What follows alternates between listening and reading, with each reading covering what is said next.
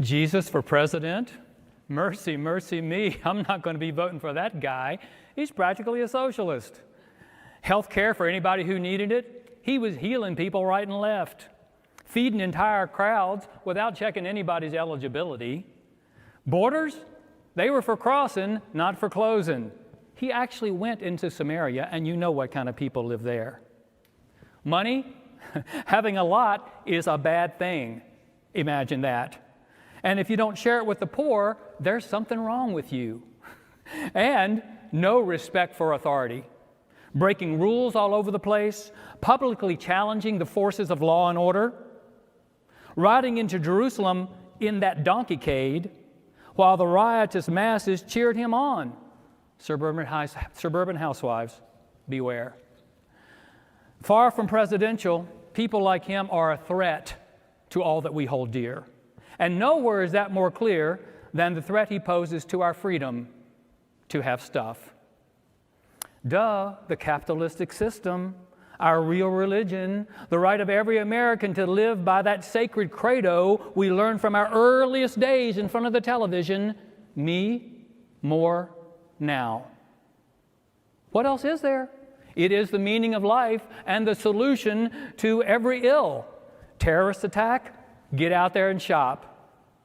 Financial collapse? Bail out the banks that caused it so we can keep getting our credit. COVID? We're not going to let a little pandemic rain on our parade. Open her up.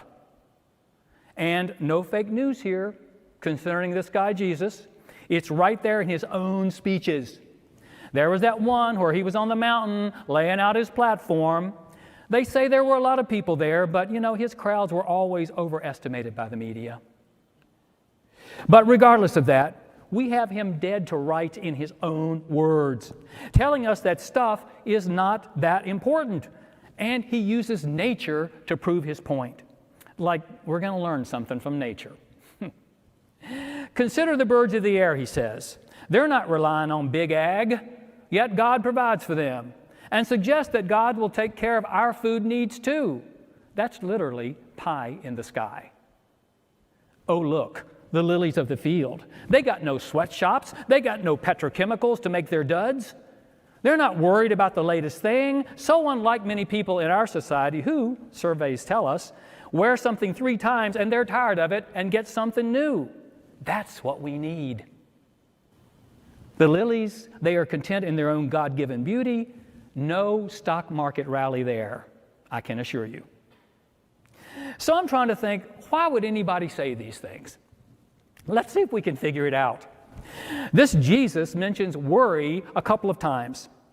Like it's a problem if we're always anxious about how we look or whether we've got enough of this or that. First of all, there's a pill for that. And secondly, keeping people a little worried about these things is good for the economy. They think they can buy their way out of their anxiety. Ka-ching! And besides, there's another downside to an attitude like this: no growth. The national economy doesn't grow if we're not buying things like crazy, which means that the rich people at the top don't get richer, and the rest of us miss out on the trickle down. And your personal possessions don't accumulate either. And then you have to ask yourself, what are you doing with your life?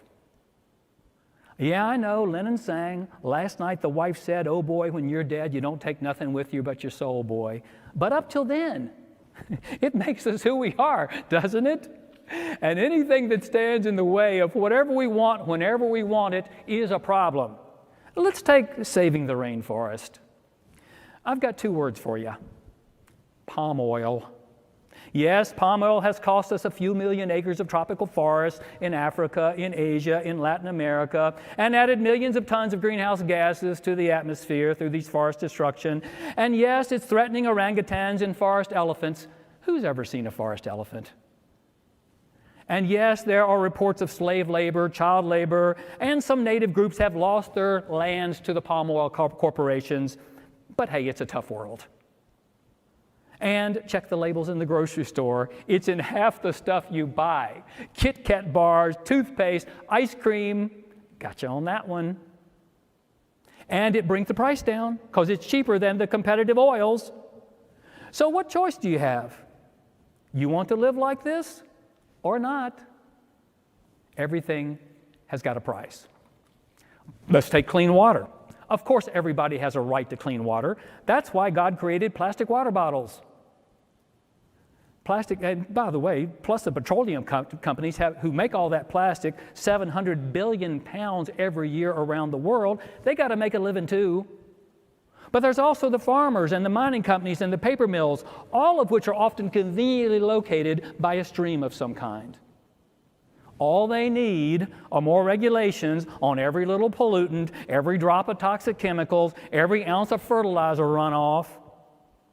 Yes, the Chesapeake Bay has that bothersome dead zone every summer, but you can still boat there. And I know you people around here are only supposed to eat one fish meal a month if it came from that big river because of a little mercury or PCBs. And yes, they say 92% of municipal tap water has plastic particles in it, but we can't live in fear. We're all going to die sometime, and being plastic lined may help ward off a disease or something. Speaking of dying, there's a futuristic novel that just came out about the possible end of civilization due to climate change. Aren't we all a little tired of hearing about climate change? Yes, lots of scientists agree it's happening and that it's human-caused, but there are a few others who question it, and there are both smart guys on both sides of that debate. And if the alarmists prevail, next thing you know, they're coming for your car. And you may only have access to healthy, organic, local food. You'll find yourself wearing sweaters inside the house in the wintertime. Imagine telecommuting as the preferred work option, not just a pandemic peculiarity.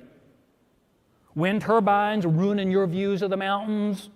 Those bothersome bicyclists demanding more space on your streets. And you can't eat beef unless you buy it from that little farm up near Mannheim. Permaculture. We'll come back to that in a moment.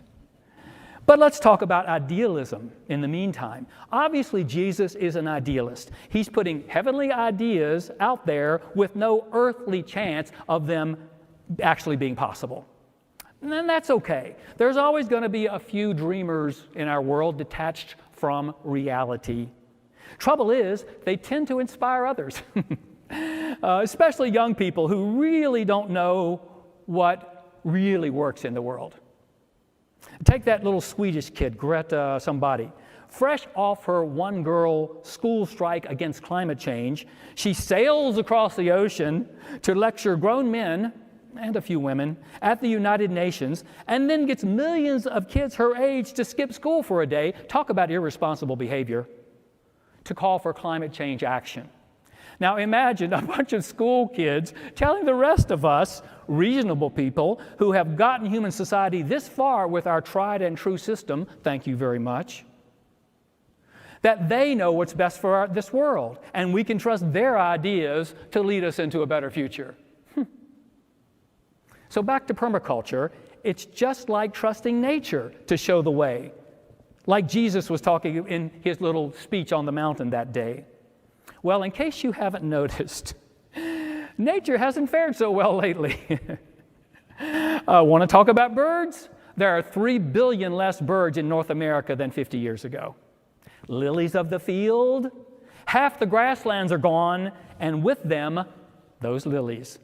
So nature is perhaps not the best role model here. Which brings us to the second point about permaculture. What is permanent? What will endure? What has the best chance of winning out in the long run? People or nature? Now, some say, as nature goes, we go. We don't take care of nature. Nature can't take care of us. But, we've got smarts, AKA technology. Rising sea levels, we all live in a yellow submarine. Waters rise, we dive deep. Air pollution, killing 1 out of 1,000 human beings around the world this year. Mask up. Destroying medicinal plants along with the rainforest, big pharma. So nature, we can live with or without you. The other thing about permaculture is permanence, which means looking into the future, thinking about future generations, thinking about the sustainability of the planet. A couple things about that. You good Christian people know God is in control. So what difference does it make what we do? And we've always figured it out before. Running low on fossil fuels, along came fracking and the Arctic National Wildlife Refuge to the rescue. As much plastic as fish in the world's oceans by 2050, the plastic industry has once again announced a plan that will take care of that problem. Details to be provided. And if not, there's that earnest guy in a boat with a net in the middle of the Pacific Ocean, even now scooping it up. And fusion energy is just around the corner. And if that gets held up and climate change is still turning up the heat, we can geoengineer the atmosphere. This is true. We can geoengineer the atmosphere to block exactly the right amount of the sun's rays from reaching the earth and making us overheated. To keep life from being reduced to a sliver, as it was 250 million years ago during the Permian period when temperatures were as high as where we're headed. So trust us. We'll figure it out. And then there's the part about seeking first God's kingdom and all these things will be ours. That sounds a little too good to be true. Of course, what does it mean to seek God's kingdom? I've heard some say it means living together with planet and people in a way that brings everything together in right relations. Yeah, okay. If everybody's just looking out for everybody, including the birds and the lilies, there will be no clear winners and losers, and as we said previously, then what's the point? We will never be happy in that kind of world with a guy like this as our president. Now, I've been live streaming this whole presentation, by the way. I don't know if I told you and asked your permission, but I've been doing it. I live streamed this whole presentation, and I've had about a zillion responses on my feed. I thought I'd just pick one at random and read it for you. Let's see. Just a moment. Okay, here. Okay, got it. My family and I live in Southwest Virginia, says one of my followers. With COVID limiting our contact with outsiders, and with everybody in my university town always talking about climate change, I feel like we should just stop going out. So I'm not going to drive my car at all for the next 40 days. See what we're doing to people? My husband drives to work so he can pick up groceries. I have withdrawn my son from his clearly frivolous karate classes. I'm going to pay the kids' cello teacher without attending classes. Poor kids.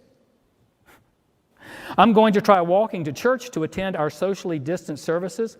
What a hassle. Staying home has been an immediate blessing. My children are calmer. I am less stressed. We have taken more beautiful hikes than we have in the past 2 years. Hiking in nature, that can't be much fun. Our garden is looking good. Food is getting cooked. Maybe being home and off the consumer treadmill has done something even more important. It has put me in the position to really seek a direct connection with Jesus as the most important thing in my life.